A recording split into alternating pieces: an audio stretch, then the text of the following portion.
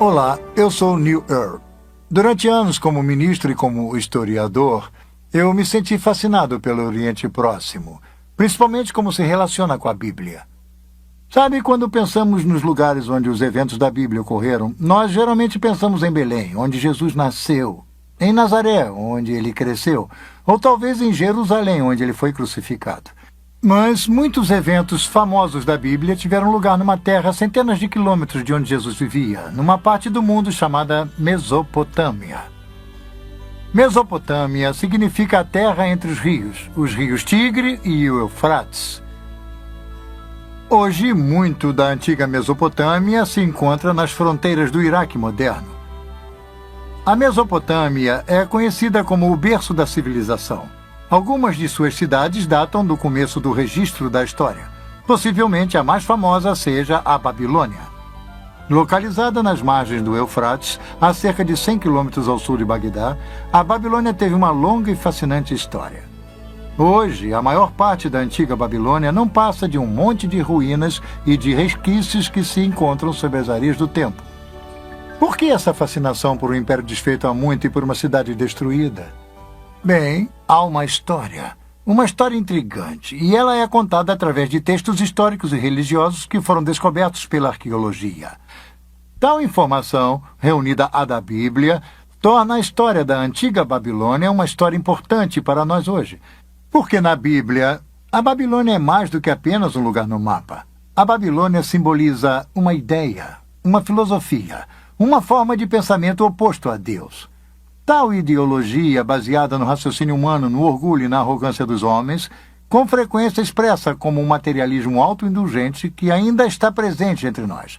Tal atitude fez com que Deus interviesse nos negócios da antiga Babilônia. E como veremos, os escritores da Bíblia relataram e preservaram a história da antiga Babilônia para nos dar uma percepção de nosso mundo de hoje, e muito além, para o futuro. Mas antes que consideremos o que temos pela frente, vamos examinar o que a história pode nos revelar. Porque a história tem a chave de nosso futuro. Nossa história começa muito antes que houvesse uma cidade chamada Babilônia. Ela começa com um grupo de viajantes que chegou à planície queimada pelo sol ao sul da Mesopotâmia há mais de 2000 anos antes do nascimento de Jesus. A Bíblia nos conta que esses viajantes eram descendentes do patriarca Noé e de sua família. Nas décadas que se seguiram ao grande dilúvio, eles migraram para o sul ao longo dos vales do Tigre e do Eufrates.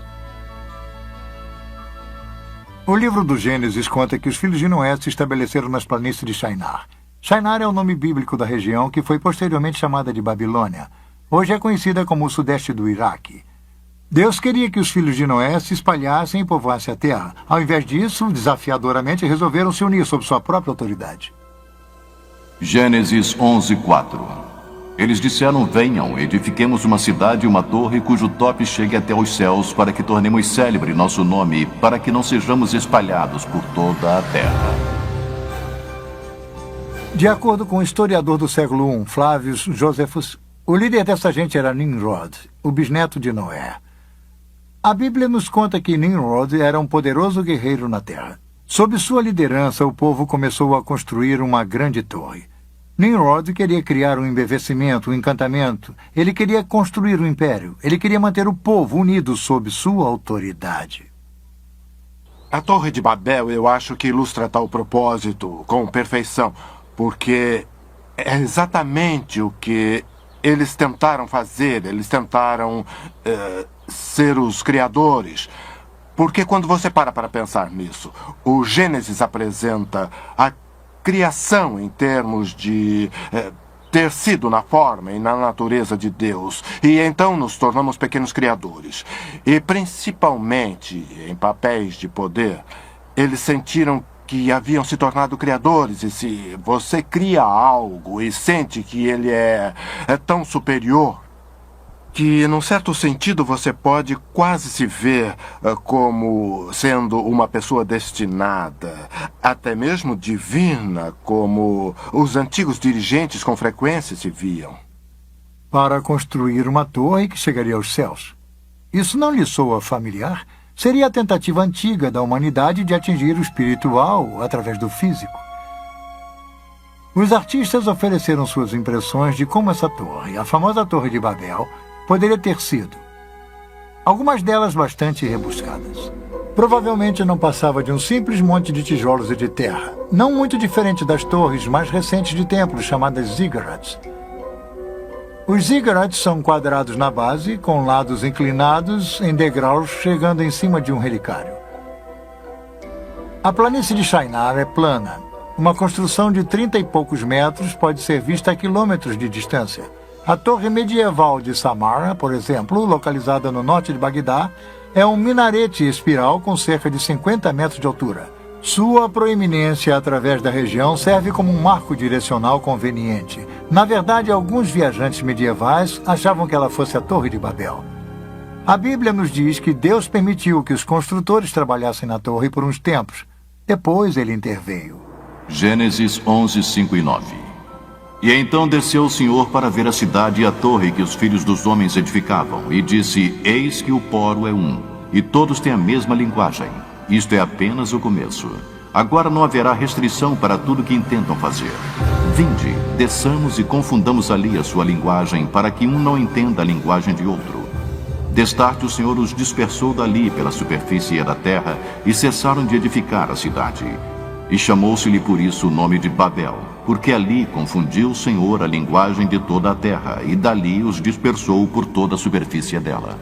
Num ato súbito, Deus confundiu a linguagem do povo. Um balbucio de vozes surgiu nos andaimes. De repente, os encarregados e construtores não podiam mais se comunicar. O pânico reinava. A construção da cidade e de sua enorme torre sofreu uma interrupção abrupta. Na linguagem acadiana, o local da cidade inacabada ficou conhecido como o Portal de Deus. Porém, os hebreus a chamaram de Babel, baseados na palavra hebraica significando confundir. Babilônia não passa da forma grega de escrever a palavra hebraica Babel. De qualquer maneira, Babilônia e Babel são a mesma coisa. E Babilônia se referia à região centralizada em torno da cidade. A história da Torre de Babel foi criada para nos ensinar uma importante lição. A tolerância de Deus pelo orgulho e rebeldia aos humanos tem limite. E logo no início vemos Babilônia como se tornando o símbolo da oposição a Deus. O orgulho humano é um tema consistente sempre que a Bíblia menciona a Babilônia. Os sonhos grandiosos dos construtores da Torre de Babel criam um marco histórico importante. Nos dá nosso primeiro vislumbre de uma civilização organizada contra Deus. A Torre de Babel foi a primeira intervenção de Deus na história da Babilônia. E não seria a última. Mais de 2 séculos se passaram. Então encontramos a Babilônia reemergindo no cenário mundial, dessa vez com os amoritas. Eles criaram uma dinastia por volta de 2000 anos antes de Cristo. Os historiadores a chamam do Velho Império Babilônico. O mais famoso rei desse império foi um dirigente chamado Hammurabi. Hammurabi seja talvez mais conhecido por seu conjunto de leis que foram preservadas até hoje, o famoso Código de Hammurabi, um dos primeiros sistemas legais estruturados da história. As leis estão inscritas num pilar negro de diorito polido com mais de 2 metros de altura. Ele está cercado por um baixo relevo apresentando Hammurabi de pé diante da deusa do sol Shamash, deusa da justiça. O pilar possui mais de 4.000 linhas de escrita cuneiforme na língua acadiana, contendo 300 disposições legais. Elas cobrem negócios, crime, disputas familiares, interesses agrícolas e outros assuntos. Embora o código invoque punições graves, ele trouxe ordem e legalidade a uma terra onde o crime e a desordem há muito reinavam. A punição era veloz e certeira. Sob o domínio de Hammurabi, Babilônia conseguiu a supremacia militar na Mesopotâmia. Ele construiu um império de poder inigualável. Se estendia desde o Golfo Pérsico até os confins superiores do rio Tigre. A Babilônia se tornou um centro literário e cultural de destaque, a capital intelectual da Mesopotâmia. A civilização babilônica era altamente avançada. Textos matemáticos e astronômicos revelam que os antigos babilônicos criaram a hora de 60 minutos e o círculo de 360 graus. Hammurabi aumentou o reinado babilônico não apenas por conquistas, mas também através do comércio. A Babilônia ficava no entroncamento do comércio e da comunicação mundial. Caravanas traziam produtos raros e exóticos de locais distantes, cravos, originários das Ilhas Malucas ou das Ilhas das Especiarias da longínqua Indonésia, estavam dentre as muitas iguarias que eram importadas. A sedução da troca e do comércio, unida à religião, como iremos ver, sempre foi a chave para o sucesso e a dominância do sistema babilônico. A Babilônia, com seu nome original significando Portal de Deus, era um proeminente centro religioso e ostentava alguns dos mais ousados templos do mundo antigo. Como a maioria dos povos antigos, os babilônios adoravam muitos deuses. Sua religião se concentralizava na idolatria. Eles temiam as forças da natureza nos desertos ressequidos da Mesopotâmia. A linha entre a sobrevivência e a prosperidade era, na verdade, muito tênue. Chuvas demasiadas ou escassas demais poderiam acabar com todo o suprimento de alimento do ano. Os babilônios adoravam várias divindades, buscando nelas piedade e proteção, realizando intrincados e, às vezes, assustadores rituais. Os deuses precisavam ser aplacados. No mundo antigo, quem controlava a religião controlava as pessoas. Por isso não era de admirar que os babilônios acreditassem que seu rei reinava como o representante terreno de Deus. Eles foram um dos primeiros a fundirem a religião e a política num estado totalitário. Esse estado prosseguiu através da história. A idolatria permeava cada faceta da vida do antigo Oriente Próximo, e o problema era que a pessoa comum era praticamente totalmente afastada do conhecimento do verdadeiro Deus, o Deus da Bíblia. Isso, como veremos, também é um padrão babilônio. As leis de Hammurabi permitiram o rio a manter um controle rígido. Afinal, a Babilônia fora construída com trabalho escravo, e tal estado exigia uma completa subordinação do indivíduo a seu poder e a seus deuses. Os antigos monarcas eram totalitários. Enquanto reinavam, eles possuíam praticamente uma autoridade absoluta, porque eles eram o poder legislativo, o judicial e o executivo, todos reunidos. Praticamente, em termos históricos, todos os reis, de certa forma, se estabeleceram como pequenos deuses. Há muito poucos reis que reconhecem Deus em termos de um poder maior do que o deles. Ou eles podem usar a linguagem, mas eles se consideram como estando acima da lei, como os intérpretes máximos da lei. Então, eu sempre digo que há apenas há alguns reis que não se consideravam pequenos deuses. Hammurabi criou um dos maiores impérios do Antigo Oriente Próximo. Ele estabeleceu a base para uma civilização que iria perdurar por mais de 1000 anos após sua morte. Mas era uma civilização baseada no poder, no prestígio, na busca da riqueza e com pouco conhecimento do Deus Criador. Até mesmo a dinastia de Hammurabi não conseguiu durar para sempre. Depois de um reinado de mais de 40 anos, tribos bárbaras das montanhas do leste chegaram para atacar e enfraquecer a Babilônia. Um longo período de conflitos começou. Cerca de 1600 anos antes de Cristo, a Babilônia foi saqueada e queimada por outro povo mencionado na Bíblia, os hititas. Os hititas levaram as riquezas e os prisioneiros da Babilônia para a distante Anatólia, nossa moderna Turquia. Mais tarde, os assírios, bem conhecidos de leitores do Velho Testamento, conquistaram a Babilônia. Séculos de caos político iriam se instalar até que a Babilônia surgisse novamente como uma cidade independente. A primeira grande era da Babilônia havia se acabado. A antiga Assíria era um dos poderosos rivais da Babilônia. Este enorme touro alado assírio com cabeça humana é um testemunho contumaz do poder da Assíria. O Império Assírio era uma enorme máquina militar, amplamente encarada como um dos reinos mais brutais e opressores da história. Em 689 a.C., um golpe impõe ainda mais humilhação sobre a Babilônia. Na tentativa de dominar uma revolta babilônica, as hordas assírias sob o rei Senacherib pilham e queimam a Babilônia e jogam todos os escombros no Eufrates. Os assírios inundam a cidade. Até suas fundações são destruídas. Senacherib se gaba. Eu tornei sua destruição mais completa do que a feita pela enchente, para que nos dias que virão o local da cidade, seus templos e deuses não sejam lembrados. Eu a extirpei totalmente através da inundação e a transformei numa campina. Sennacherib deixou a Babilônia achando que havia lhe dado o golpe fatal. Ele estava redondamente enganado. A Babilônia não se abate assim tão facilmente. Ela se ergueria novamente para aclamar sua vingança. E foi exatamente o que aconteceu. O local da Babilônia foi eventualmente ocupado e reconstruído pelos caldeus. Foram os caldeus que finalmente humilharam a orgulhosa Assíria. Foi no ano de 612 a.C. quando os caldeus atacaram as muralhas de Nínive, capital da Assíria. Nínive caiu. Foi totalmente destruída. Hoje, as ruínas de Nínive atestam a destruição quase total da antiga cidade. O desaparecimento de Nínive foi tão completo que só foi redescoberta há 150 anos. O poder da Assíria havia sido domado, mas sob os caldeus, Babilônia estava de volta com sua vingança. E aí está uma grande chave para a história e a profecia bíblica. A Babilônia.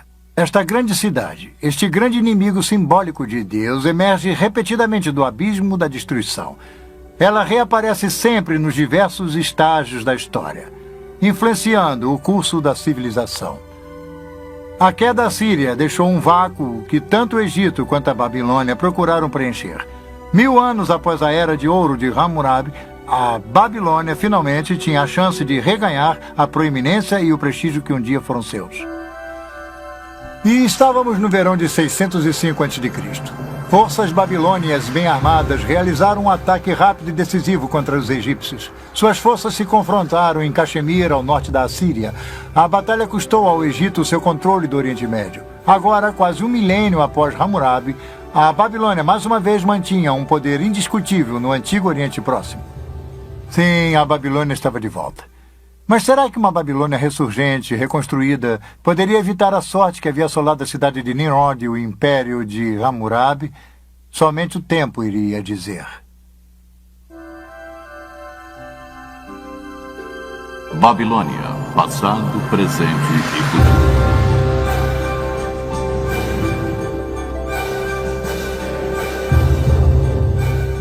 O exército egípcio do faraó Nexo II se defrontou com a Babilônia em 605 a.C. em Caxemir, no rio Eufrates. O combate foi acirrado. As perdas egípcias foram estarrecedoras. A batalha custou aos egípcios seu controle do Oriente Médio. O general que despachou os egípcios era um príncipe coroado caldeu de 25 anos. Ele mais tarde se tornaria o maior rei da Babilônia, o legendário Nabucodonosor. A Babilônia chegaria ao ápice de sua glória sob o poder desse dirigente. Nimrod, Hammurabi e agora Nabucodonosor. O Velho Testamento treme ao ouvir seu nome. Sob seu reinado, a Babilônia se tornou a metrópole mais poderosa de seu tempo. Invejada, temida tanto por amigos quanto inimigos. Nabucodonosor, o rei, pelo que podemos dizer, é um composto de vários aspectos de seres humanos. Ele é poderoso e cruel quando ele precisa ser. Ele também aparece como um ser humano que tem dúvidas, perguntas. Ele não consegue responder a todas as perguntas. Então ele tenta se cercar daqueles que pelo menos podem responder a algumas dessas perguntas. E se eles não as respondem muito bem, ele os elimina. E isso é verdade com relação a vários déspotas orientais. E Nabucodonosor é assim. Ele também é um construtor. Ele quer seu nome perpetuado.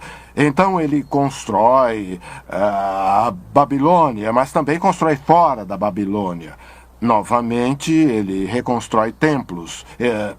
Ele faz todas essas coisas numa tentativa de agradar os deuses.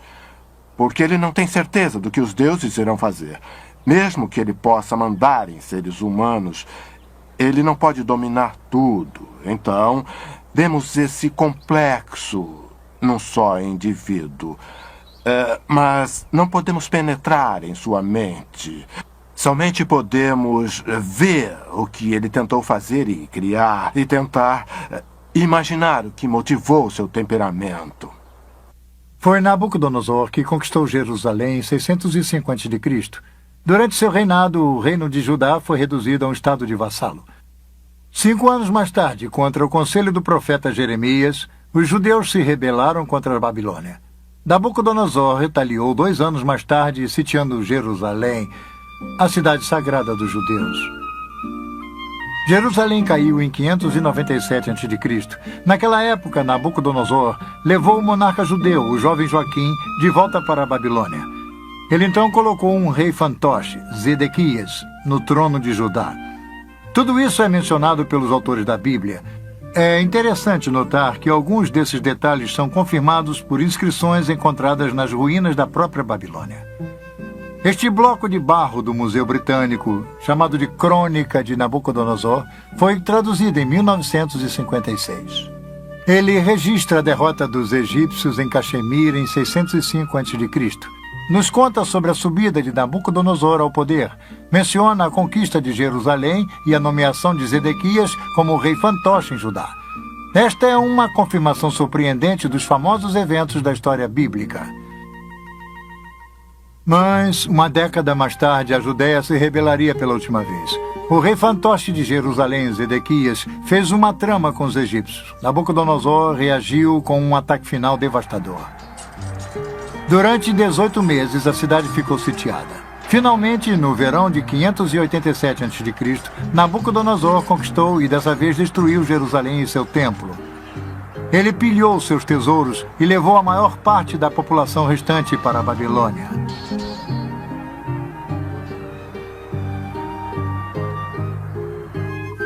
O reino da Judéia deixou de existir. Os judeus se tornaram um povo em exílio. Uma pungente lembrança disso é relatada no Salmo 137. Esta bela canção expressa a extrema tristeza dos judeus cativos, chorando por sua terra natal. By the rivers of Babylon, we sat down and wept when we remembered Zion.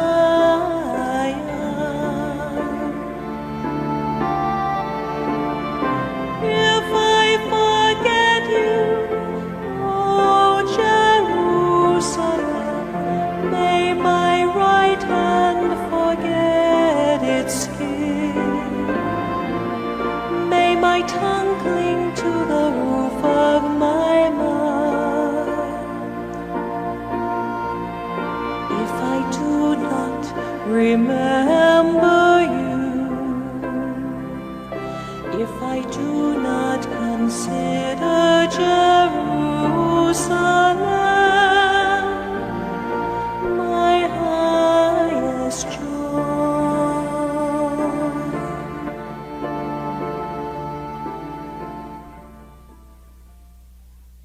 Babilônia estava no auge de sua glória quando os exilados judeus chegaram.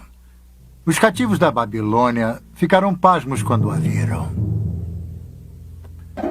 De acordo com os historiadores gregos, a Babilônia era maior em esplendor do que todas as cidades do mundo conhecido. Vinham visitantes de muitas partes para ver as maravilhas da Babilônia. Nabucodonosor foi um grande construtor, assim como um grande general, como Ramsés II no Egito, como Salomão em Israel. A Babilônia de Nabucodonosor era uma cidade de magníficos palácios, templos, parques e jardins. A escala e o tamanho gigantesco da cidade era surpreendente. Sua população estava estimada entre 100 e 200 mil. Era a maior cidade da Terra. Nosso detalhado conhecimento sobre a Babilônia de Nabucodonosor é resultado do trabalho árduo de um arqueólogo alemão, Robert Caldwell. Quando ele iniciou suas escavações em 1899, os achados iniciais de Caldwell foram descartados por seus colegas. Mas, à medida que suas escavações começaram a descobrir a Babilônia da Bíblia como uma realidade histórica, seu trabalho se tornou o assunto da Europa. Ao norte da cidade, Caldwell descobriu pilhas de azulejos azuis na areia. Os azulejos haviam decorado as paredes laterais do caminho processional da cidade. O tijolo era o material padrão usado pelos babilônios para construir. Coldwell enviou os tijolos de volta para a Alemanha para identificação e para montagem. Os resultados foram surpreendentes. Aqui no Museu Pergamon, em Berlim, estão os tijolos originais da época de Nabucodonosor, todos montados. Esses magníficos leões, por exemplo, eram um símbolo da deusa Istar, uma das maiores divindades da Babilônia. Havia 120 desses leões ladeando o caminho para o enorme portão de Istar. Esta é a visão do caminho processional da Babilônia de hoje. As pedras que formam a pavimentação são as mesmas sobre as quais Nabucodonosor caminhou. Suas paredes foram parcialmente reconstruídas por arqueólogos, e embora elas não tenham os belos leões de tijolos brilhantes que uma vez se adornavam, elas ainda fornecem a ideia da magnificência dessa famosa avenida. Um homem se impressionou com as descobertas de Coldwell, um diretor pioneiro de filmes, D.W. Griffith. Em 1916, Griffith produziu Intolerância, um filme histórico sobre a desumanidade do homem para com o homem. O tema central no filme de Griffith era uma espetacular reprodução da vida na Babilônia, com o clímax da queda da cidade.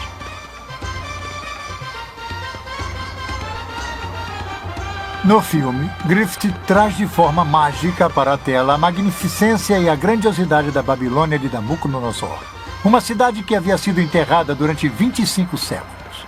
Quando usamos a expressão esplendor pagão, ela poderia ter sido criada para a antiga Babilônia. Griffith mostra uma Babilônia de um grande esplendor arquitetônico, uma Babilônia repleta de vida e de vitalidade. Suas ruas fervilhavam com mercadores, cartomantes, músicos ambulantes, agiotas, soldados, prostitutas, representantes dos governos, banqueiros e escravos. Griffith ofereceu ao público uma primeira visão do poder e da magnificência da Babilônia em seus dias de glória, assim como incrível ganância e sensualidade na cidade. A Babilônia de Nabucodonosor tornaria pequenas muitas de nossas modernas cidades por seu tamanho e esplendor. Vamos conhecer sua imensa escala.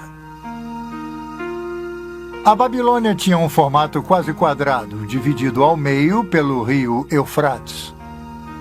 A cidade foi construída com precisão. Suas ruas retas e largas cruzavam umas às outras em ângulos retos, como a maioria das cidades de hoje. A Babilônia estava cercada por uma muralha defensiva dupla, circundada por um fosso. Era a cidade mais bem protegida do mundo antigo. De acordo com uma fonte antiga, as muralhas da Babilônia tinham mais de 100 metros de altura por 30 metros de largura. Havia espaço suficiente em seu topo para permitir que uma charrete puxada por 4 cavalos desse uma volta completa. Os babilônios achavam que suas muralhas eram impossíveis de serem escaladas ou de serem invadidas. Torres de defesa estavam posicionadas em intervalos regulares. Mas as muralhas da Babilônia eram apenas o começo de suas maravilhas. O caminho processional era a avenida principal, norte e sul da cidade. Ele possuía mais de 20 metros de altura, pavimentada com pedras e ladeada por leões esculpidos, e o caminho processional levava para o norte, para o grande templo dedicado ao deus Merodach. Era a rua mais impressionante do mundo antigo. Este é o portão de Istar, magnífico e imponente. Era um símbolo arrogante da Babilônia, do rei Nabucodonosor. Este era um dos 8 portões fortificados da antiga cidade. Eles o batizaram em homenagem a Istar, a popular deusa do amor. Como o que fora feito com os tijolos vitrificados do caminho processional, os arqueólogos alemães também enviaram esses tijolos vividamente coloridos aqui para Pergamon e reconstruíram este magnífico portão. O portão de Istar, renomado em todo o mundo, é um símbolo do inigualável poder e força da Babilônia. Por ele passaram os exércitos vitoriosos da poderosa Babilônia quando retornavam de conquistas distantes. O verdadeiro portão de Istar está em Berlim. Turistas podem ver na Babilônia uma réplica com a metade do tamanho. Na entrada deste sírio foi construído pelo governo iraquiano. Não muito distante do portão de Istar, Nabucodonosor construiu um magnífico palácio. Este palácio continha 4 grandes pátios cercados por muitos apartamentos e suítes. A sala do trono de Nabucodonosor dava diretamente para o sul do pátio central. O orgulhoso Nabucodonosor chamava seu palácio de a maravilha da humanidade, o centro da terra, a residência brilhante e a morada da majestade. Essa reconstrução moderna nos dá uma ligeira ideia de como era o palácio na época de Nabucodonosor. Tijolos modernos, gravados com o nome Saddam Hussein, estão em cima dos tijolos antigos que tinham a marca do rei Nabucodonosor. Os novos tijolos substituem os tijolos quebrados e pilhados que formavam a parte superior do antigo palácio. Com um pouco de imaginação, podemos voltar no tempo e entrar no palácio.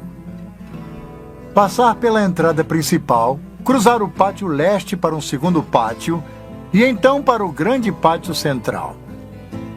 Este pátio central que está sendo reconstruído é uma área aberta que mede 66 metros por 60. Por aqui, há 25 séculos passados, passaram dignatários visitantes, embaixadores estrangeiros, oficiais da corte, escravos e exilados. Um pouco ao sul do pátio central está a grande sala do trono de Nabucodonosor. Vamos ver como é por dentro. A sala do trono mede 56 metros por 18. Ela se compara em tamanho com a famosa Sala dos Espelhos em Versalhes, na França. Aqui, parcialmente afastada para dentro da parede, ficava o trono de Nabucodonosor.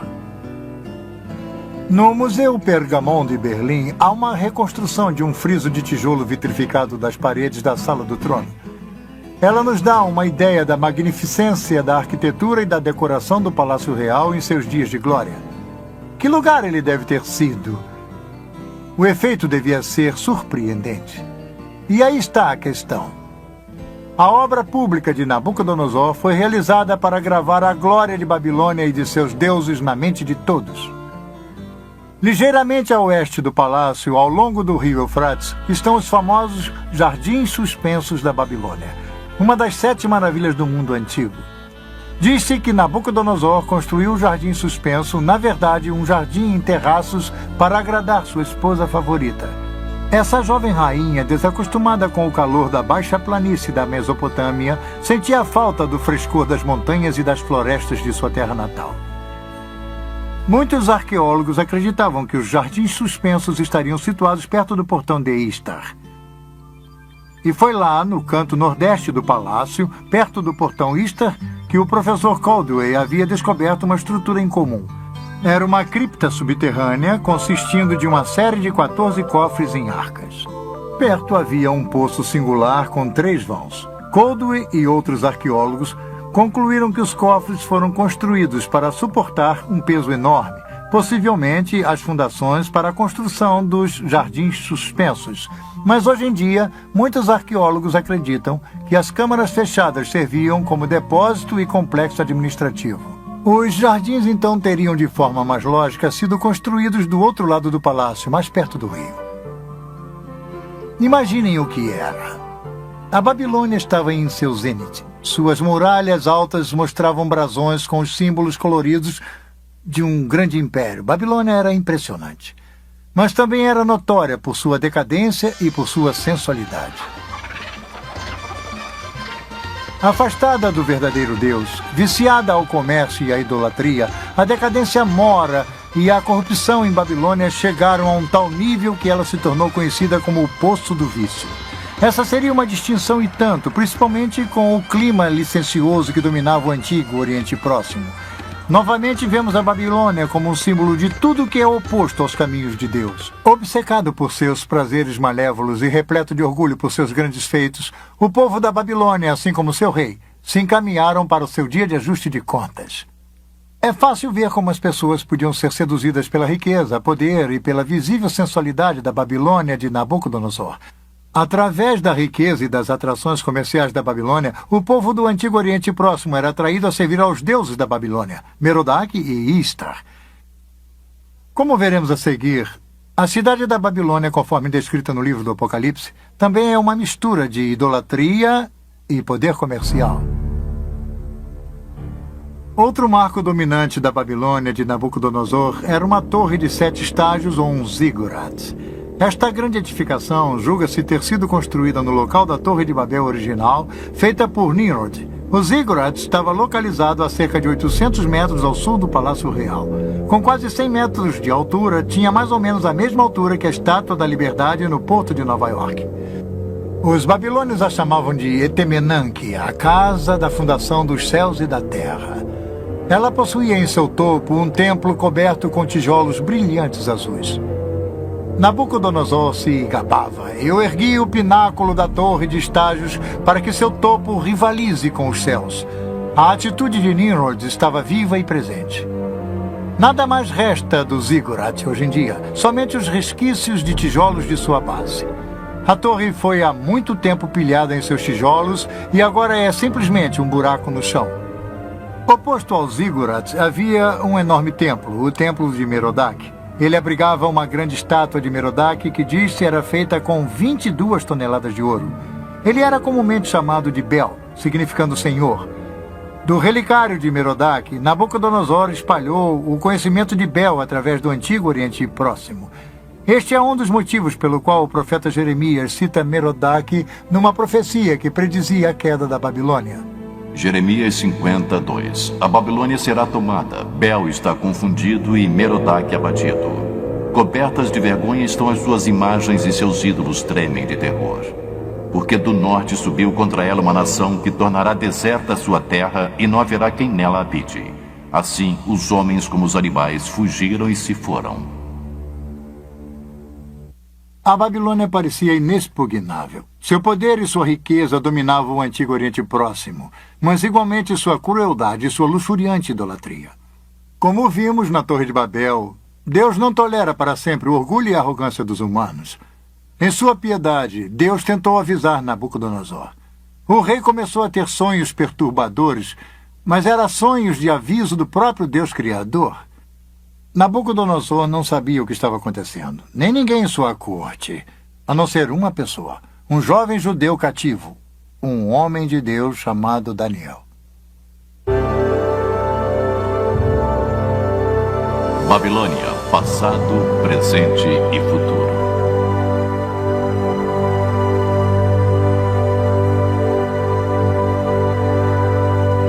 Nabucodonosor construiu o maior império do Antigo Oriente Próximo. Como general, ele era invencível. E também era um regente astuto. Quando os exércitos do rei haviam levado Daniel e outros proeminentes cidadãos de Jerusalém para a Babilônia, Daniel foi colocado na própria corte de Nabucodonosor. Os reis antigos, com frequência, escolhiam estrangeiros para preencher postos chaves, porque eles não eram uma ameaça ao trono, o que alguém de sua própria identidade étnica ou nacional poderia ser. Então, eles usavam um estrangeiro, como um judeu, porque usavam sua habilidade e, ao mesmo tempo, não se sentiam ameaçados por tal indivíduo. Dentre esse grupo seleto, Daniel e seus 3 companheiros, Sadraque, Mesaque e Abednego, embora eles fossem cativos, permaneceram leais ao verdadeiro Deus, ao Deus de Israel. Suas experiências em resistir ao materialismo e à idolatria estão entre as melhores histórias conhecidas da Bíblia. Quando os 3 amigos de Daniel se recusaram a adorar uma estátua de ouro que Nabucodonosor havia colocado, o rei, envaidecido, os condenou à famosa fornalha ardente. Daniel 3, 19 e 25. Então Nabucodonosor se encheu de fúria e, transtornado o aspecto de seu rosto contra Sadraque, Mesaque e Abednego, ordenou que se acendesse a fornalha 7 vezes mais do que se costumava. Ordenou aos homens mais poderosos que estavam no exército que atassem a Sadraque, Mesaque e Abednego e os lançassem na fornalha de fogo ardente. Então estes homens foram atados com os seus mantos, suas túnicas e chapéus e suas outras roupas e foram lançados na fornalha sobremaneira acesa. Porque a palavra do rei era urgente e a fornalha estava sobremaneira acesa. As chamas do fogo mataram os homens que lançaram de cima para dentro a Sadraque, Mesaque e Abednego. Estes 3 homens caíram atados dentro da fornalha sobremaneira acesa. Então o rei Nabucodonosor se espantou e se levantou depressa e disse a seus conselheiros: Não lançamos nós 3 homens atados dentro do fogo? Responderam ao rei: É verdade, ó rei. E ele tornou e disse: Eu, porém, vejo 4 homens soltos que andam passeando dentro do fogo sem nenhum dano, e o aspecto do quarto é semelhante a um filho dos deuses. Para ganhar vantagem, Nabucodonosor chamou Sadraque, Mesaque e Abednego para ficarem ao seu lado. O fogo não havia feito mal a seus corpos, nem eles cheiravam a fumaça. Numa reviravolta surpreendente, Nabucodonosor louvou o Deus que enviou seu anjo para salvá-los e os promoveu a altas posições em seu reino. A relação entre Daniel e Nabucodonosor era de fato estranha. De um lado havia Nabucodonosor, rei pagão do mundo conhecido, cujos feitos ousados se baseavam na força militar e no trabalho escravo. Do outro, um jovem escravo judeu, trazido de sua terra natal para a Babilônia. Um servo do verdadeiro Deus e, apesar disso, leal a seu rei. Nabucodonosor é apresentado como sendo, pelo menos no livro de Daniel, relativamente simpático ao Deus de Israel e ao Deus de Daniel.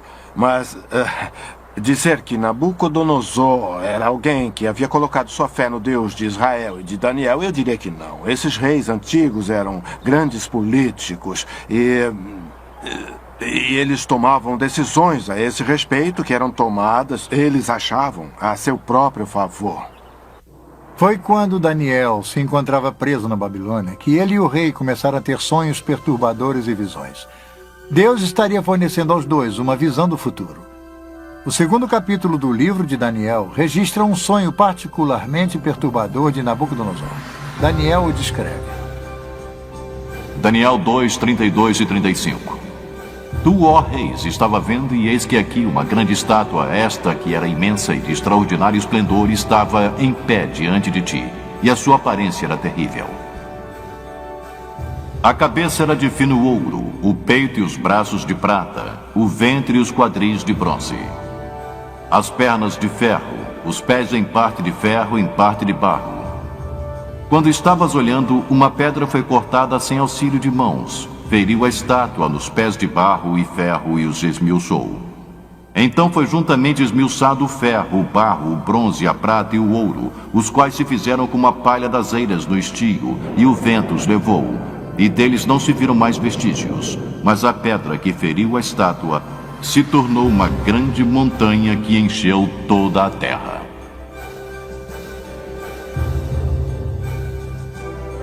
Não foi à toa que este sonho perturbou Nabucodonosor. Daniel disse ao rei o que havia visto e lhe fez uma interpretação, uma revelação do próprio Deus. A cabeça de ouro era o império de Nabucodonosor. A prata, o bronze e o ferro e parte de barro e ferro da estátua representavam os reinos sucessivos. Cada um deles era inferior ao outro. A pedra simbolizava o justo reino de Deus, o Deus não visto que determina o destino de todos os reinos, inclusive o de Nabucodonosor. Quando Nabucodonosor soube da interpretação, se prostrou diante de Daniel e novamente louvou o Deus de Israel. Mas a velha arrogância em breve voltaria. O livro de Daniel retrata Nabucodonosor sob molde de muitos ditadores que vimos passar pelo curso da história. Era orgulhoso e dado a ataques de raiva. Controlava um grande império, mas não conseguia se controlar. Daniel avisou a Nabucodonosor que Deus, que controlava todos os reinos da terra, o humilharia gravemente se não mudasse o seu comportamento. Os avisos caíram em ouvidos surdos. Ao invés de dar a glória a Deus, Nabucodonosor se viu como uma fonte da grandiosidade. O livro de Daniel descreve como Deus humilha o orgulhoso rei e como Deus o ensina que havia um reino bem mais poderoso do que a Babilônia. Um reino espiritual, o reino de Deus. Um dia, ao caminhar no teto de seu palácio, Nabucodonosor, do alto de sua grandiosidade, olha para a cidade. Ele não pôde evitar e se gabou. Daniel 4, 30, 31 e 33. Não é esta grande Babilônia que eu edifiquei para a casa real com meu grandioso poder e para a glória da minha majestade? Falava ainda o rei quando desceu uma voz do céu. A ti se diz, ó rei Nabucodonosor, já passou de ti o reino. No mesmo instante se cumpriu a palavra sobre Nabucodonosor e foi expulso de entre os homens, e passou a comer erva com os bois. O seu corpo foi molhado do orvalho do céu até que lhe cresceram os cabelos como as penas da águia e as suas unhas como as das aves.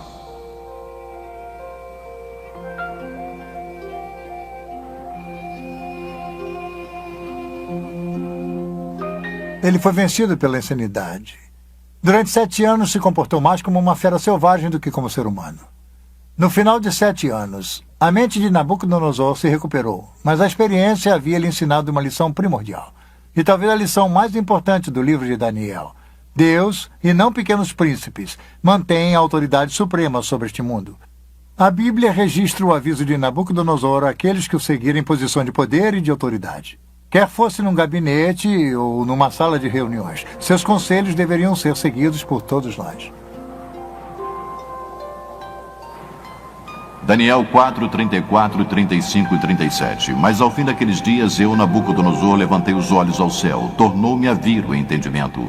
E eu bendigo o Altíssimo, e louvei e glorifiquei ao que vive para sempre, cujo domínio é sempiterno, e cujo reino é de geração em geração. Todos os moradores da terra são por ele reputados em nada, e segundo a sua vontade ele opera com o exército do céu e os moradores na terra. Não há quem lhe possa deter a mão nele dizer que fazes. Agora, pois, eu, Nabucodonosor, louvo, exalto e glorifico ao Rei do céu, porque todas as suas obras são verdadeiras e os seus caminhos justos, e pode humilhar aos que andam na soberba. Mas se Nabucodonosor aprendeu uma lição importante, seus descendentes não aprenderam. Após um reinado de 43 anos, Nabucodonosor morreu em 562 a.C. Foi sucedido por 4 reis num período de 7 anos, cada sucessor mais fraco do que o outro. O último rei de Babilônia foi Nabonide ou Nabone. Ele assumiu o trono em 55 a.C. Seu filho e príncipe coroado era Belsaruzur ou Belsazar, chamado pela Bíblia. Por motivos que não são totalmente esclarecidos, o sábio e excêntrico Nabonidos passou os últimos 10 anos de seu reino no distante oásis de Tema, na Arábia, estudando história e religião. Enquanto Nabonidos se encontrava afastado, seu filho Belsazar reinava na Babilônia. Agora temos um fascinante relato detetivesco da Bíblia. Durante séculos, o nome de Belsazar não foi encontrado em outro lugar a não ser no livro de Daniel. Os historiadores citavam Nabonidos como sendo o último rei da Babilônia, mas nada de Belsazar. Não é de admirar que alguns céticos tenham rejeitado as declarações de Daniel sobre Belsazar, rotulando-as de ficção, ou um dos erros históricos da Bíblia. Porém, em 1854, vários pequenos cilindros de barro apareceram. Eles foram encontrados aqui, em Ur, na Mesopotâmia. Tinham inscrições com relatos da reconstrução de um zigurats pelo rei Nabonidos. As inscrições eram concluídas com orações pela saúde de Nabonidos e de seu filho mais velho, o príncipe coroado, Belsazar. E quanto a mim, Nabonidos, o rei da Babilônia, proteja-me de pecar contra qualquer divindade exaltada e me conceda uma vida longa, e no coração de Belsazar, meu filho primogênito, crie o temor pela exaltação da divindade.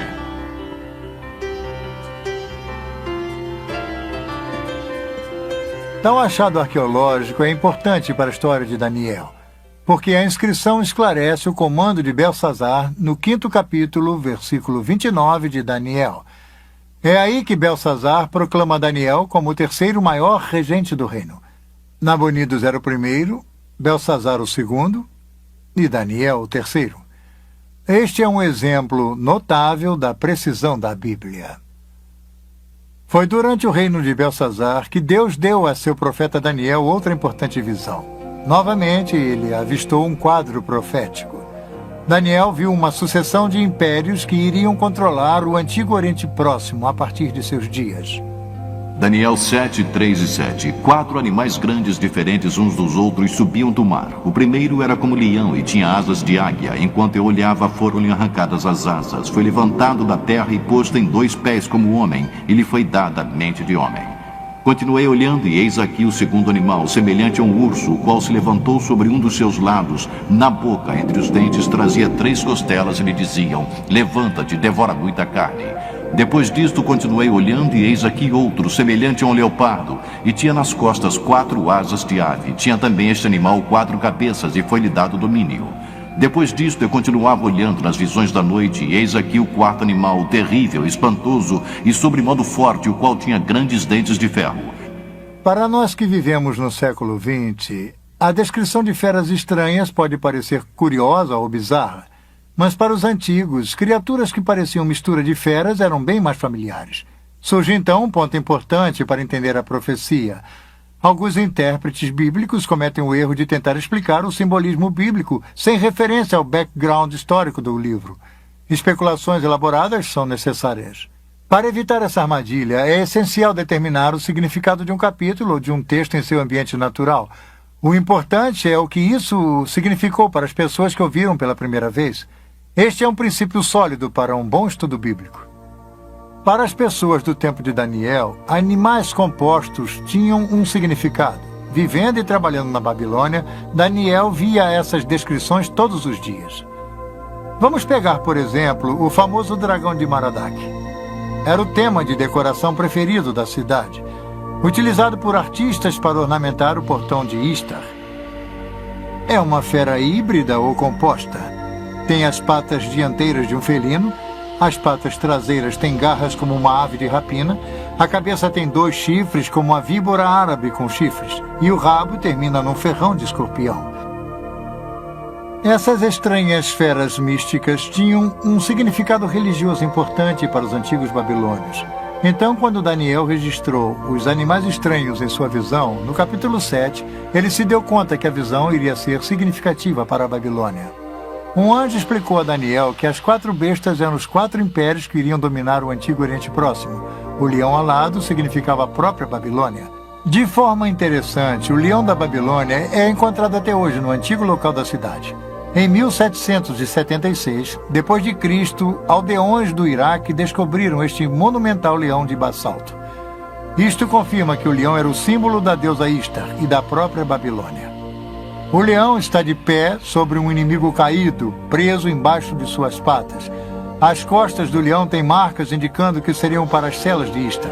Uma mulher cavalgando uma fera? Esta seria uma imagem significativa mais tarde no livro do Apocalipse. De acordo com muitos comentaristas, o urso da visão de Daniel simbolizava os medas e os persas, e com certeza o Império Medo-Persa substituiu o babilônico. O leopardo de 4 cabeças tem 4 asas e representava Alexandre o Grande e as 4 divisões de seu império. A 4ª besta foi identificada por comentaristas como sendo a correspondência ao Império Romano. O livro de Daniel é um retrato vívido da transição do reino do leão da Babilônia para o reino do urso. Está numa das mais famosas cenas da Bíblia. Em outubro de 539 a.C., aparentemente durante a festa de Ano Novo, Belsazar pretendia fazer um grande banquete. O rei havia convidado 1000 homens mais distintos do império. Ele não fazia ideia do que aconteceria. Esse banquete se tornou incomum pelo fato de ter ocorrido enquanto os persas tomavam a Babilônia. Mesmo assim, a fé de Belsazar repousou nas fortes muralhas. Esse excesso de confiança fatal seria seu erro. Foi durante o banquete, numa grande demonstração de arrogância diante de Deus, que Belsazar ordenou que servissem vinho. Ele então brindou os deuses da Babilônia. Fez isso com as mesmas taças de ouro que seu avô, Nabucodonosor, havia pilhado do templo em Jerusalém. Repentinamente, um fato estranho e aterrorizador ocorreu, bem aqui na sala do trono de Belsazar. Uma misteriosa mão desencarnada apareceu do nada e começou a escrever em letras brilhantes na parede do rei. Daniel 5, 5 e 6. No mesmo instante apareceram os dedos de mão de homem e escreveriam defronte do candeeiro na caiadura da parede do Palácio Real, e o rei via os dedos que estavam escrevendo. Então se mudou o semblante do rei e os seus pensamentos o turbaram. Então entraram todos os sábios do rei, mas não puderam ler a escritura nem fazer saber ao rei a sua interpretação. Daniel 5, 13 e 17. Então Daniel foi introduzido à presença do rei e disse: todavia lerei ao rei a escritura e lhe farei saber a interpretação. Daniel 5 e 25. E esta, pois, é a escritura que se traçou: Mene, Mene, Tekel e Parsim. Esta é a interpretação de cada palavra. Mene contou Deus o teu reino e deu cabo dele. Tekel, pesado, foste na batalha e achado em falta. Pere, seu reino foi dividido e dado aos medas e aos persas.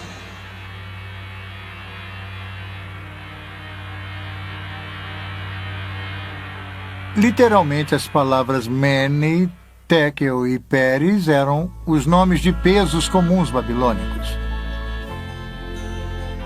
Antes das moedas serem inventadas, os negócios eram feitos através de lingotes de metal como moeda. Precisavam ser pesados numa balança com medidas precisas, como este leão de 2 menes, para pesar o seu valor. A interpretação de Daniel da escritura na parede foi feita através do significado de raiz. Mene, significando contar, Tekel, pesado, e Parsim, dividido. O tempo da Babilônia havia se esgotado. Conforme relata a Bíblia, naquela mesma noite, enquanto o escrito brilhava na parede, os exércitos de Ciro o Grande já entravam na cidade. As muralhas poderosas da Babilônia e suas fortificações imensas não puderam impedir sua queda, uma queda decretada por Deus. O profeta Isaías nos dá informações sobre o rei Ciro e seu papel na queda da Babilônia. Isaías 45, 1 e 3. Assim diz o Senhor ao seu ungido, a Crio, a quem tomo pela mão direita para bater as nações ante sua face e descingir os lombos dos reis para abrir diante dele as portas que não se fecharão. Eu irei adiante de ti, endireitarei os caminhos tortuosos, quebrarei as portas de bronze e despedaçarei as trancas de ferro. E dar-te-ei os tesouros escondidos e as riquezas encobertas, para que saibas que eu sou o Senhor, o Deus de Israel, que te chama pelo teu nome.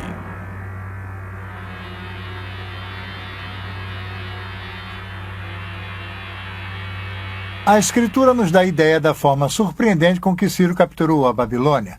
Com suas muralhas maciças, Babilônia parecia inexpugnável, mas desconhecido pelos babilônios, Ciro havia armado um plano engenhoso.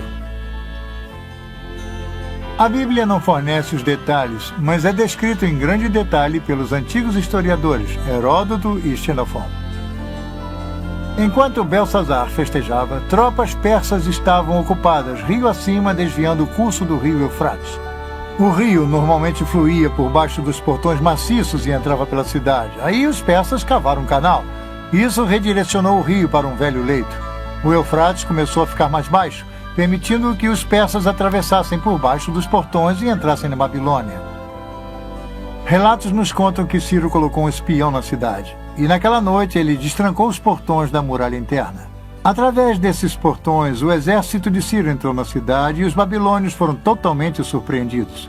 A Babilônia era tão grande que, quando as partes externas foram invadidas, os que moravam no centro da cidade não sabiam do ataque. Belsazar e seus convidados continuavam com seu desafio idólatra a Deus até que foi tarde demais, como o livro de Daniel nos conta. Naquela mesma noite, Belsazar, rei dos babilônios, foi assassinado. A maior cidade da antiguidade havia sido tomada. A cabeça de ouro de Daniel 2 foi substituída pela arca e pelas armas de prata, o leão pelo urso. A Babilônia era o colosso econômico do mundo antigo, mas havia se tornado um exemplo de decadência moral e de corrupção. Seus líderes haviam se embebedado com o próprio poder. A queda da Babilônia nos ensina uma lição que às vezes esquecemos. Deus reina na história. É uma lição para nós hoje em dia. A Babilônia acabou como grande potência. Mas a Babilônia já havia caído antes. Será que se ergueria novamente? Babilônia, passado, presente e futuro.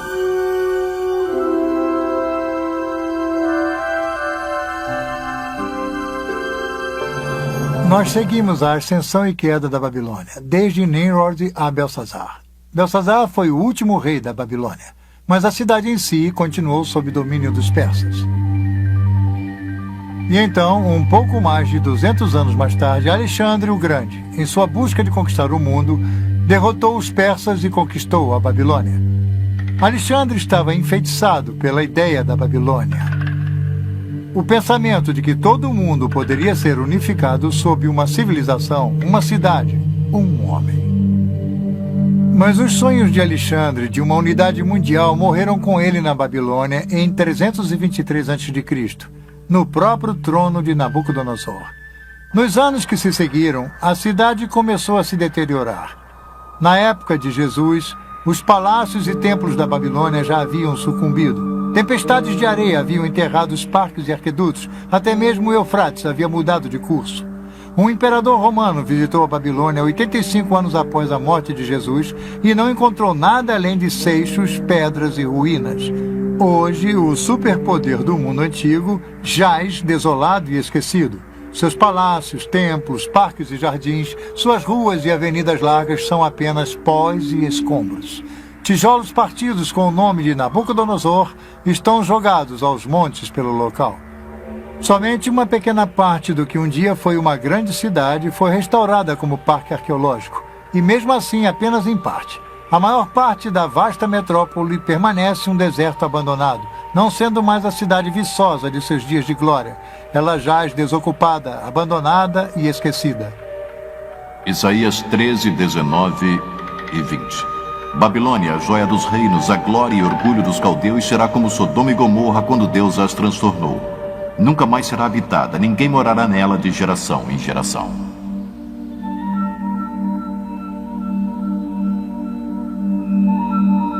O escrito na parede havia previsto o final da Babilônia como uma cidade desenvolvida, mas não seria o final da Babilônia como uma ideia. Até mesmo Alexandre o Grande ficou seduzido pelo legado, e quando chegamos ao Novo Testamento, encontramos que a Babilônia se torna mais do que uma mera localidade geográfica. A Babilônia simboliza uma ideologia, uma atitude, a epígrafe de uma civilização organizada em oposição a Deus. Eu descreveria a Babilônia como sendo uma cidade que simboliza em escritura aquela na qual haveria o auge do poder humano e como ele reina, conquista e tudo mais através da história.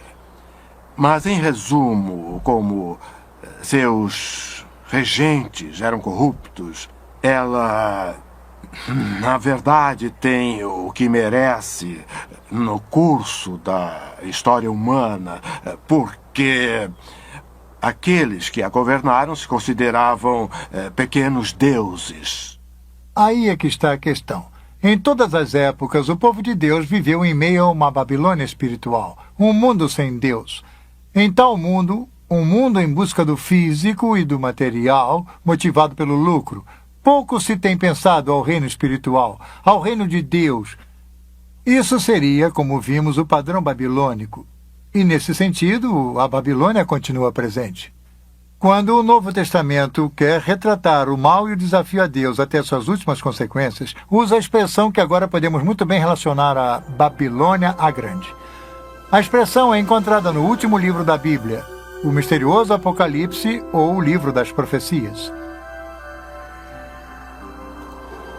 O Apocalipse foi escrito sob uma notável visão de Deus dada a um homem chamado João. Sua visão é com frequência considerada uma das partes da Bíblia mais difíceis de ser entendidas. Está repleta de estranhas imagens, visões e sons, e uma das mais conhecidas seria a dos misteriosos 4 cavaleiros. Nós geralmente chamamos o Apocalipse de exemplo da literatura apocalíptica. E por isso queremos dizer que há uma espécie de literatura no século I. E também existe antes e depois desse século, mas seu lugar comum é o século I, que possui certas características e muitas são encontradas no livro do Apocalipse. Algumas delas incluem visões. Em outras palavras, alguém tem uma visão e registra o que viu, e a visão pode ser uma visão do que está acontecendo no céu, ou uma visão do futuro, ou as duas coisas. Às vezes, há jornadas aos céus nesse tipo de literatura. Alguém é transportado ao céu para ver, não é simplesmente uma visão na Terra, mas há realmente uma jornada. Algumas das outras características que seriam típicas da literatura apocalíptica incluem bastante simbolismos, e o simbolismo pode ser de vários tipos. Por exemplo, Muitos animais naturais, um carneiro ou uma espécie de ovelha ou cabra que irá aparecer nessa literatura, mas também animais fantásticos com estranhas cabeças e asas e todo tipo de criaturas bizarras. As cores são muito importantes no livro do Apocalipse. Há mantos brancos, há sangue vermelho, há o ouro. Então, você sente todo um visual, há um sentido bastante dramático, mas as cores são simbólicas. Os números também são importantes para a literatura apocalíptica. Então, o simbolismo é importante na literatura apocalíptica. É realmente difícil entender o Apocalipse se você não tem algum tipo de arcabouço dos vários livros do Velho Testamento, porque o simbolismo que nele há é retirado dos antigos livros do Velho Testamento. E o contexto, é claro, no livro do Apocalipse, do ponto de vista do autor, é o futuro. Em sua maior parte. Parte dele é histórico, mas parte é o futuro. E ele usa o simbolismo tanto para falar sobre o futuro dos tempos, quanto para o futuro das pessoas e o que irá acontecer. Os escritores apocalípticos ansiavam pela interferência decisiva de Deus na história. João, no livro do Apocalipse, vivia num tempo de perseguição. Os cristãos estavam sendo mortos pelo Estado romano. A grande visão é que Babilônia Grande era um símbolo, um nome para o Império Romano. E se pensar que este livro foi escrito em algum momento do século I, em qualquer lugar que os cristãos vivessem, eles viviam numa realidade dominada por Roma. Roma reinava, controlada por Roma. E, portanto, é muito natural que o poder do mundo fosse simbolizado por um símbolo que vem do próprio passado de Israel, ou seja, a Babilônia Grande. Isso quer dizer, no Velho Testamento, Babilônia é um país de verdade que retira o povo de Israel para o cativeiro.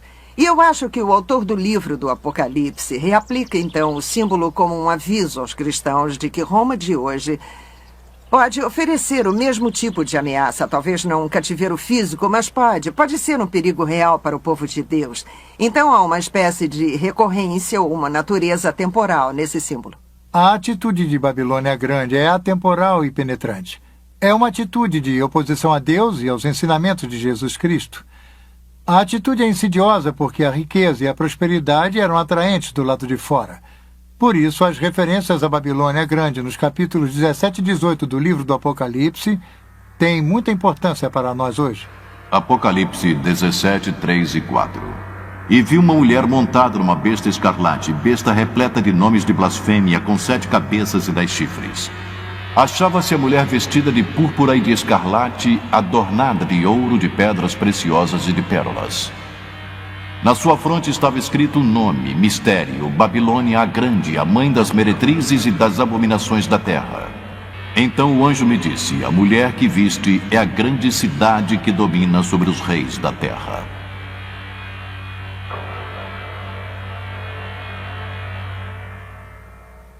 Aqui temos toda a imagem vívida da literatura apocalíptica. É um tempo futuro. Há uma mulher, a besta, as cores brilhantes e o simbolismo. O simbolismo de prostituição. A Bíblia menciona bastante a prostituição. Deus mostra com ela como os indivíduos e as nações são seduzidos pela submissão a ele e à doutrina. No Velho Testamento, a prostituição é uma imagem para a idolatria. Quer dizer, as pessoas se prostituem. O povo de Deus se prostituiu quando não foi fiel a Deus, quando persegue a adoração de um ídolo. E agora a igreja enfrenta o mesmo tipo de ameaça, o abandono de sua verdadeira adoração a Deus por outros tipos de ídolos. Bem, a prostituição é uma imagem sedutora. Alguém, como já disse, os atrai, iludindo-os a seguir seu caminho e a abrir mão de sua lealdade a seu verdadeiro Deus. A Bíblia usa o símbolo da prostituição de 2 formas. A prostituição seria adorar falsos deuses. Mas há uma outra forma em que a Bíblia descreve a prostituição, e isso também se refere a outras nações que não sejam Israel.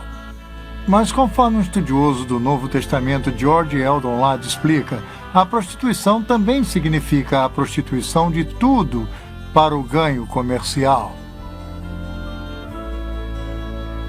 A ideia aqui não é de falta de fé espiritual, mas de uma prostituição de tudo para o ganho comercial. Nínive também é descrita como prostituída por causa de sua exibição de poder e de esplendor para zombar e escravizá-los. Lade sobre o capítulo 17 do Apocalipse. Aqui, a prostituta seria a Babilônia, o símbolo da civilização humana com toda a sua pompa e circunstância organizada contra Deus, a cidade que tem domínio sobre os reis da terra. Nós seguimos a atração da Babilônia através das escrituras e da história. Desde a Torre de Babel, a cidade de Nabucodonosor, e agora até o livro do Apocalipse, onde a Babilônia grande atinge imensa força. Eu acho que João está tentando pintar a Babilônia como atraente e enganadora. E uma das formas pela qual se pode mostrar o quão rica, próspera e satisfatória é aquela realidade. E ela pode embalar os cristãos a um falso sentido de segurança. Então é um aviso para eles, mostrando a sedução dessa visão particular do mundo. No livro do Apocalipse, Babilônia a Grande se torna a palavra-código para um sistema anticristão monstruoso. Um colosso econômico dedicado a acumular poder e riqueza através do comércio mundial. Esta é a atração fatal da Babilônia, o ganho comercial obtido a qualquer custo. Apocalipse 18:3. Pois todas as nações têm bebido do vinho do furor da sua prostituição, como elas se prostituíram os reis da terra. Também os mercadores da terra se enriqueceram à custa de sua luxúria. Ao longo dos séculos, muitos tentaram identificar a Babilônia com nações específicas, impérios e até mesmo com igrejas. A cada ano, parece, novos candidatos são citados para o papel de figuras simbólicas do livro do Apocalipse, Babilônia, a besta, o falso profeta. Mas todas as interpretações têm uma coisa em comum.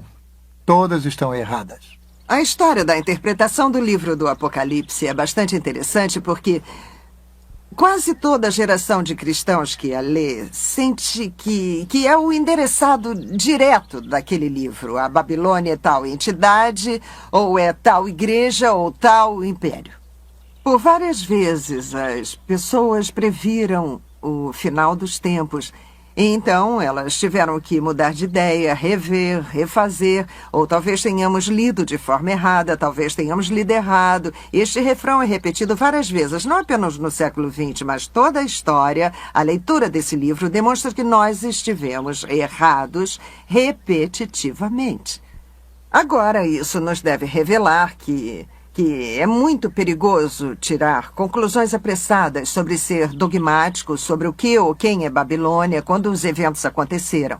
As perguntas quando são as mais importantes no livro do Apocalipse, de qualquer modo. Que Deus irá triunfar. Que Deus irá triunfar através de Jesus Cristo. Essas são as principais afirmações do livro. Quando acontecerá e quem fixou essa imagem que, na minha opinião, alguém quer nos afastar da ideia central desse livro. Então, o livro do Apocalipse descreve o ápice final do espírito da antiga Babilônia. Uma atitude contra Deus que está presente hoje, presente através da história, e que irá atingir seu clímax no final dos tempos. Mas não importa o que haja pela frente, o triunfo supremo de Deus sobre todas as coisas está assegurado. O capítulo 18 do livro do Apocalipse comemora antecipadamente a vitória final de Deus sobre a Babilônia a Grande. Apocalipse 18, 9 e 10. Ora chorarão e se lamentarão sobre ela os reis da terra, que com ela se prostituíram e viveram em luxúria, quando virem a fumaceira do seu incêndio. E conservando-se de longe pelo medo do seu tormento, dizem: Ai, ai, tu, grande cidade, Babilônia, tu, poderosa cidade, pois em uma só hora chegou o teu juízo. E sobre ela choram e pranteiam os mercadores da terra, porque já ninguém compra a sua mercadoria. Os mercadores dessas coisas que por meio dela se enriqueceram, conservar-se-ão de longe, pelo medo do seu tormento, chorando e pranteando. Então um anjo forte levantou uma pedra como grande pedra de moinho e arrojou-a para dentro do mar, dizendo: Assim com ímpeto será arrojada a Babilônia, a grande cidade, e nunca mais será achada.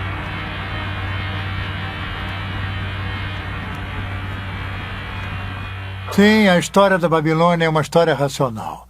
Aquela velha cidade enterrada na planície da Mesopotâmia se tornou símbolo de uma sociedade dominada pela ganância, uma sociedade que se afastou cada vez mais do conhecimento de Deus. Isso lhe parece familiar? João descreve um mundo muito parecido ao nosso de hoje em dia. Os mercadores no Antigo Oriente Próximo enriqueceram pela exploração do prazer. Muitos negociantes de hoje em dia fazem a mesma coisa. Negócios e compras geralmente são feitos baseados na ganância, no dinheiro e no poder. Muitos indivíduos se aproveitam do sistema para enriquecer, explorando os jovens, os velhos, os incultos e os desafortunados.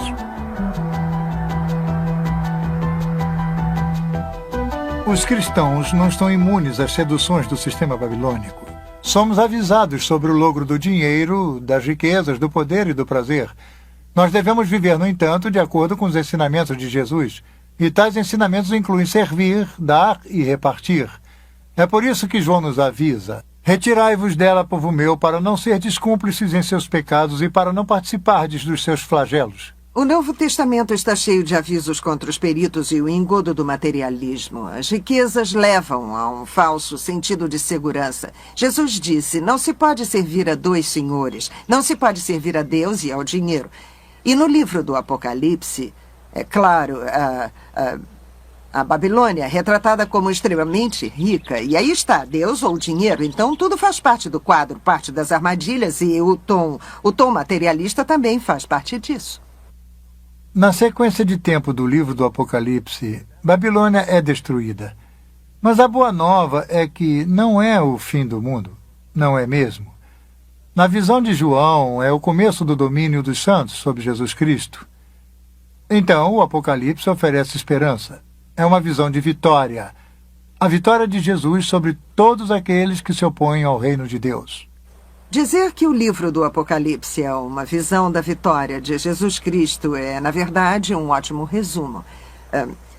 Se você pensar no ponto de vista do primeiro século, os cristãos e nós hoje em dia, é uma declaração verdadeira de duas formas, que você pode olhar para trás e ver a vitória de Jesus na cruz. Estamos falando da vitória de Jesus sobre os poderes do pecado e da morte.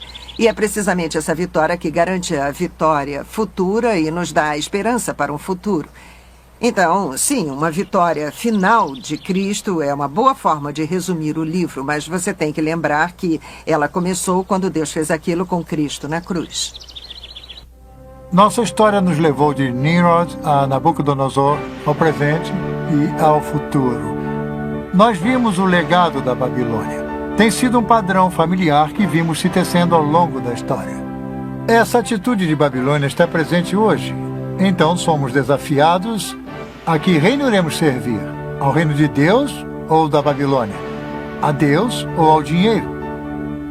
Babilônia a Grande representa o resumo do poder do homem distanciado de Deus. Porém, o reino de Deus é muito mais poderoso. Nosso chamado é para servir a esse reino e ao seu rei, Jesus Cristo. Em suma, este é o único reino que irá perdurar. O poder e a glória de Cristo apenas. Esta é a lição que até mesmo Babilônia a Grande será forçada a aprender.